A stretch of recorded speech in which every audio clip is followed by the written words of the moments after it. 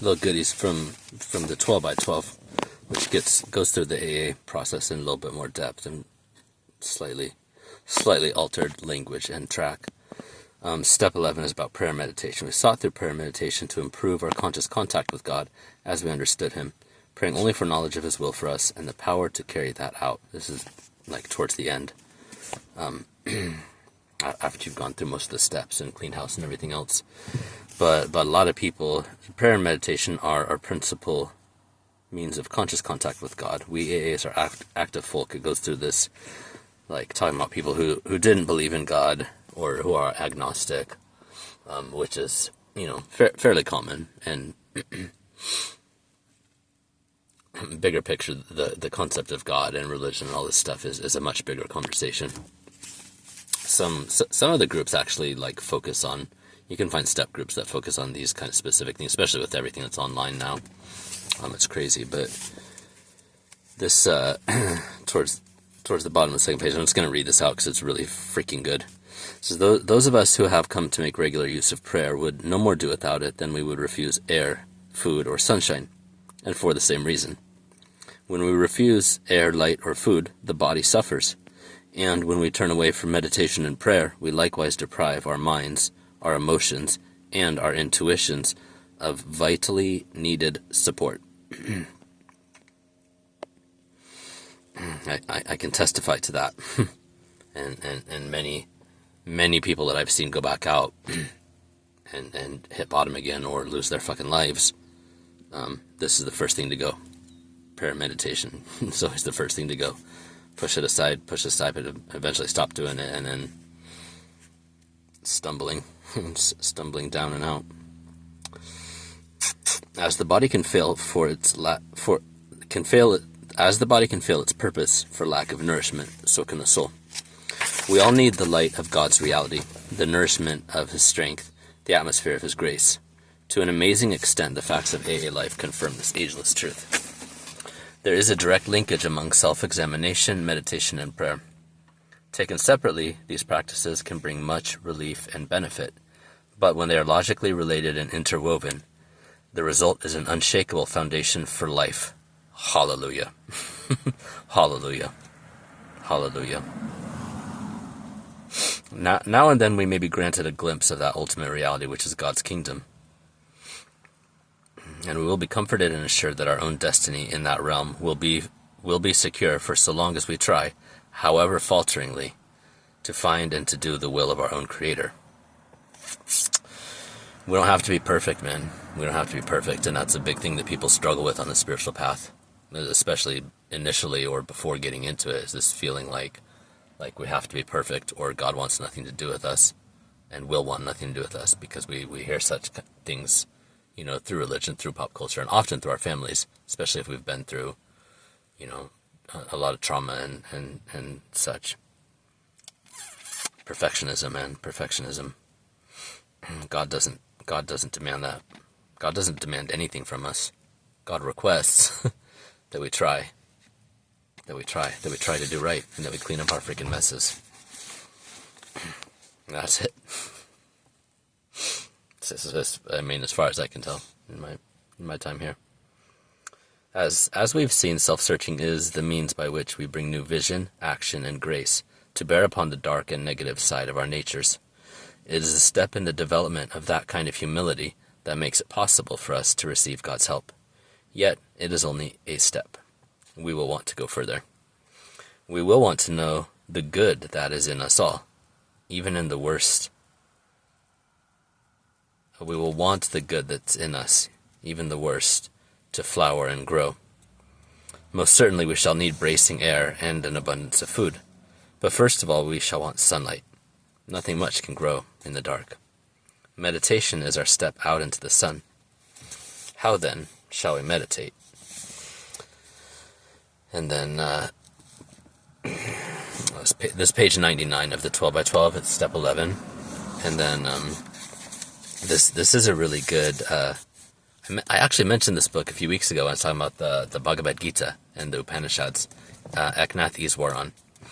So over on this page is the prayer of St. Francis of Assisi. Lord, make me a channel of thy peace, that where there is hatred I may bring love, etc., etc. That book, the author who translated the Upanishads and the Dhammapada and the Bhagavad Gita, his name is Eknath Easwaran. He's a native to India, but he grew up partly in Britain. This is during the tail end of the British Empire, I believe. But when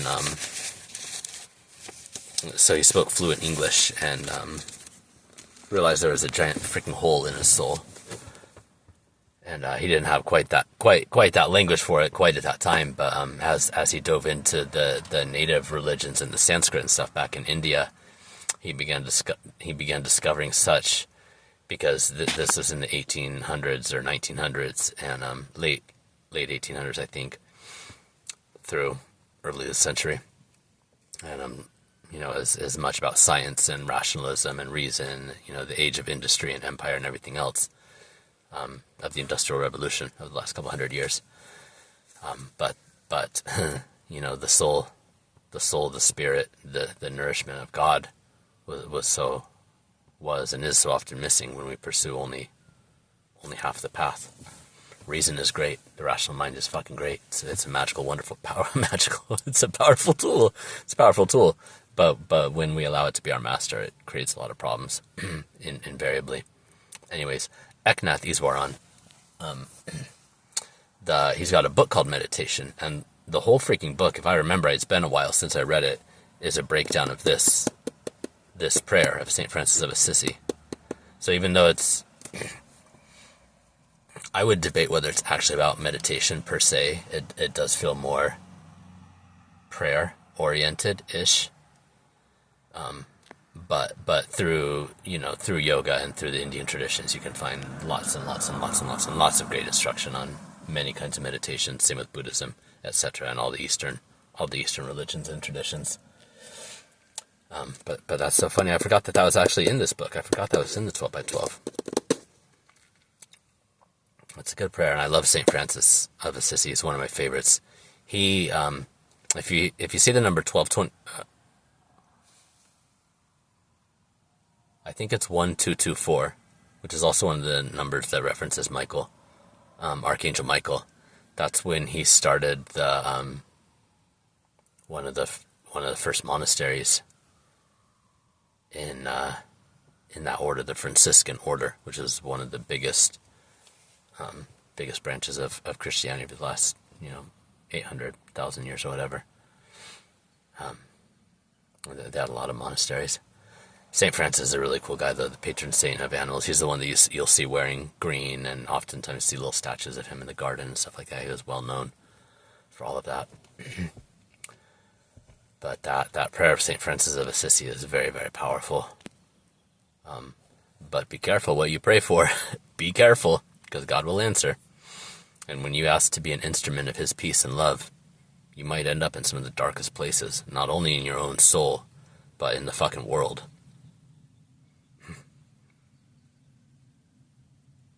The spiritual life is no joke, man. This shit is fucking real. This shit is, it's realer than anything. It's realer than fucking anything. And you will go through some things. You'll see some things. You'll experience things that you wouldn't have remotely fucking imagined on the outside of the path. When we think about spirituality and God and all this stuff, we think about like holiness and light and like everything's like all good and joyful and the angels and everything else. There's another side to it, man. There's another side to it, and often, from what I've seen, from what I personally experienced, and from what I've seen, and from the reports, many people who go on this path go to the darkest places, imaginable, unimaginable. And I just look at the Bible, at the prisons and things that were done to Christians, and the martyrdom and everything else. And this is universal. It's not unique to Christianity at all. You'll find this in every fucking religion, every tradition. There is darkness. There is darkness. There are entities. There are forces. There are forces that want to destroy the light in this world, man. But I'd say it's worth it. Anyways, step 11 is good. It's once you've gone through the house cleaning and done all the work. 10, 11, and 12 are kind of the maintenance steps. Continue to practice these principles in all of our affairs. Continue to pray and meditate. Get to know God better and better every single day is my recommendation. There's no rules in 12, in AA or any of the 12-step stuff. There's suggestions. But the ones who have survived for many, many years against and through these afflictions, their word can generally be trusted. But yeah, 10, 11, 12, and 12 is we sought to carry this message to people who are suffering wherever we went, sharing our experience, strength, and hope. Abbreviation. That's not the actual that's not the actual text from it. But anyways, I was going to try to do a short, but you know how I roll. Step 11 is awesome.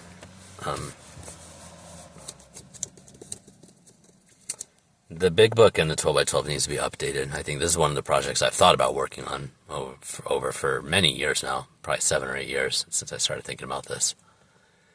And not only that the language needs to be updated because it was written in the 30s and it's extremely, extremely sexist and patriarchal and it's pretty fundamentalist Christian. It was born out of the Oxford group, and I love Jesus. Don't get me wrong, Jesus is my homeboy, but it needs to be expanded. It needs to be updated to the modern age. And I know some people. There's like pamphlets and stuff like that, but no books that have been officially approved by the World Conference or anything like that. I know Russell. I don't remember his name. He was an actor. Got sober some years ago. He wrote a book kind of based on his story that's like an adaptation of the 12 steps. It's pretty interesting. What is his name? He got kind of big during COVID era. He's a real firebrand, a British guy, but he was an actor. He was over here in Hollywood a lot too. Russell something or other. There's actually quite a few people in Hollywood that are sober, surprisingly. Finding a bunch of people that have gotten sober. Man, and musicians. Most of the musicians that are still alive from the 90s have gotten sober, or they were never got mixed up in that arena. Clutch is one of my favorite bands, and they were never like into, they probably dabbled a little bit, but they weren't totally straight edge either, like some of the punk bands. But I know a lot of the guys from Pearl Jam have gotten sober, and everyone from that band is still alive, from what I understand. But yeah, we lost so many back then, and back from the 60s, 70s, 80s probably. But during the 90s, it was crazy. It was just like one after another, after another, after another. And so many of them were 27 when they died. Something about that too. Kurt Cobain and Jim Morrison from The Doors. And I think, what's her name? Janis Joplin, I think, was 27 when she died. By OD or unaliving herself. I don't remember. I was into her back in the day a bit, but stuff's real, dude. The spiritual path, it's no joke. It's real. It kills people all the time, every single day. And right now, I've lost many, many people to this and related afflictions. I almost lost myself many, many, many, many times as well. Anyhow, I hope you guys are doing great. Stay prayed up. Meditation is the fucking jam. There's so many ways you can do it, man. There's so many ways to meditate and practice. And I really love meditation music. There's on YouTube. There's so much good stuff. Meditative Mind is one of my favorites. Rising Higher Meditation is really good for affirmation tracks. She's a Aussie lady, Jess. Yeah, I fucking love her, dude. She's a really cool human being. There's a bunch of Aussies that I love, actually. A bunch on the Gold Coast, too. Imagine that. Gold. I gotta get down there someday. This girl's part Aussie, part blue healer. Part kangaroo, part Tasmanian devil. She got all kind of shit in there. Yeah, so much good stuff, but music helps me a lot, especially to quiet my mind with like ADD and all the other stuff. But as I'm finding as I go through this healing process, this really deep dive, next level stuff, like so much of what I thought was just who I was and how I was and the ADHD and everything else. And only because I continue to learn and research and grow and do everything else that I'm doing, and found this out a few years ago. But now that I'm healing, like at the next layer, like so much of that shit is not coming back online. Part of me is a little bit like freaked out because I'm used to the ADHD, 10,000 things, and being able to have like 115 tabs open at all times on my mind and so many projects, and actually be managing all of them. You know, eventually that burned me out, but underneath ADHD, so much of the time is childhood trauma, neglect, and abuse. The more they find out about it, the more they're finding that this is true. So it's crazy, you know. I'm healing my brain and my nervous system, and finding that like frantic, inflammatory like intensity is not there anymore. It's a little bit scary almost, but you know, I'll adjust. I will adjust. It's a good thing. It's a good thing overall. Because the peace that's there now is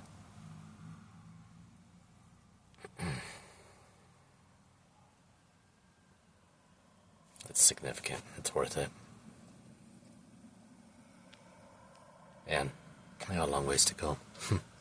Got a ways to go, man. PTSD and complex PTSD especially. They say that complex PTSD is way harder to treat because it's usually rooted in pre-verbal, subconscious stuff, childhood stuff that we don't even remember in our belief system. It's in our belief system and the neural wiring of our fucking brain and of who we are and how society works and how the world is and everything else. So untangling all of that and keeping what's good, getting rid of the rest, like, is a whole process. And if you're doing it on your own, 100x, dude. I don't think it's really possible to do it completely on your own. I think finding a good therapist, but very, very few. I mean, finding anyone that works with PTSD and CPTSD is uncommon from what I've seen and heard. But it's worth it. It's worth it. Keep healing up, keep praying up, keep loving on yourselves. I'm loving on you guys. Hope you're having a great day, great weekend. Saturday Eve here. Beautiful. Southern California. It's quiet here. I'm up in low.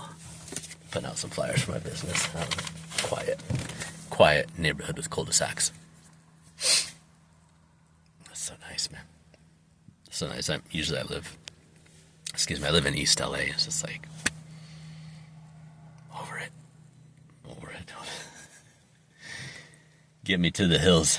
Get me camping. Get me out of here. I need to go to the Redwoods, dude. I need to go to the Redwoods for a couple weeks, a couple months, maybe a couple years. I don't know. Redwoods and the coast, it would be freaking magic. But I gotta get some work. Gotta get some work done on my truck. On the front end and the brakes. Shit ain't cheap these days. It never was, but 120, 150, 180 bucks an hour.